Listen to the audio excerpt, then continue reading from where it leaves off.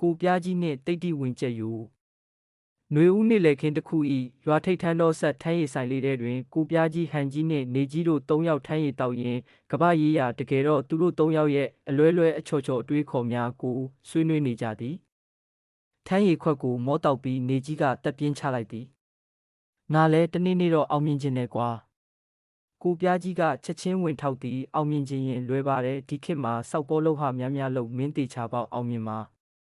ဟန်ကြီးကရဲရင်သီးသွားရထမ်းရည်တောက်ရင်တီးပြီးတေရင်ရွာထဲမှာထမ်းရည်အာဇာနည်ဆိုပြီးကြောက်စာထိုးပေးရလိမ့်မယ်ဟုကိုပြားကြီးကနောက်သည်ကြောက်စာမလိုပါဘူးကျွန်တော်မှာအကျွေးစာရွက်တွေအများကြီးရှိပြီးသားပါဟုဟန်ကြီးကပြန်ချေပလိုက်သည်ထိုစဉ်ရွာဘက်မှလူအုပ်ကြီးကဟိုပြေးတီပြေးဖြစ်ဆူညံသွားသည်ဆရာတော်ရဲ့တိတ်တိဝင်ကျက်ရိုးပျောက်သွားပြီဟဲ့နေကြီးမှာတိလို့စိတ်ဖြစ်ကျက်ရိုးကဘာလို့တိတ်တိဝင်တာတုံးဟုမေးလိုက်သည်ကိုပြားကြီးကတခွက်မောတောက်ပြီးမျက်လုံးကိုမိတ်ကအတိတ်သမိုင်းကိုစတင်ပြောပြသည်ရွာဦးကျောင်းဆရာတော်လူထွက်ဘဝတုန်းကနာမည်ကကိုဖိုးထောင်သူ့တိုက်ချက်နာမည်ကဘာလာလာတောင်းချက်တိုက်ကွင်းမှာသူ့ချက်ကိုတွေ့ရင်တခြားချက်တွေကအကြောက်ဆုံးဒါပေမဲ့တနေ့မနက်ခင်းမှာဘာလာလာတောင်းပျောက်သွားရောလိုက်ရှာလိုက်တာရွာအနှံ့ပဲ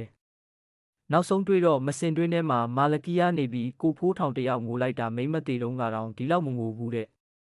ဟန်ကြီးနှင့်နေကြီးတို့မှာအသက်ရှူမှလူမတက်နားထောင်နေကြသည်ကိုပြားကြီးကဆက်ပြောသည်ကိုဖိုးထောင်လည်းစိတ်ဆုံးဖြတ်ချက်ချလိုက်တယ်ငါကြက်ကြီးငါနဲ့တစ်သက်လုံးရှိနေရမယ်ဆိုပြီးမစင်တွင်းထဲကဆယ်ပြီးရေစေးကာလာတာချက်ကတကောင်လုံးစားလိုက်တော့တယ်ကြက်ရိုးတွေကိုတော့အမှတ်တရသိမ်းထားပြီးဒီလောကကြီးဟာကြက်တွေကိုတောင်မကယ်နိုင်တော့ဘူးရဆိုပြီးရဟန်းဝတ်သွားတော့တာပဲဇလန်းဆုံးတော့နေကြီးကစိတ်လှုပ်ရှားစွာမေးသည်အဲ့ဒါနဲ့ကြက်ရိုးကဘလို့တိတ်တိဝင်လာလဲဗျကိုပြားကြီးကမထီတူရီရဲ့ကကြက်ကမစင်တွင်းထဲကြပြီးမာလကီယာသွားတာလေကွာအဲ့ဒီကနေတိတ်တိဝင်တာပေါ့ကဲတိတ်တိဝင်ကြက်ရိုးလေးကြိုက်ကြည့်အောင်မလားအဖြေစကားကြားလိုက်ရသည့်အခါဟန်ကြီးနှင့်နေကြီးတို့မှထွီဝေါ့ဟူထမ်းရည်ပါအန်ထုတ်လိုက်ကြတော့သည်ထန်းတော်ထဲတွင်ကိုပြားကြီးဤဟားတိုက်ရည်မောတန်များသာကြံ့ရစ်ခဲ့တော်သည်ဤတွင်ပြီးဤ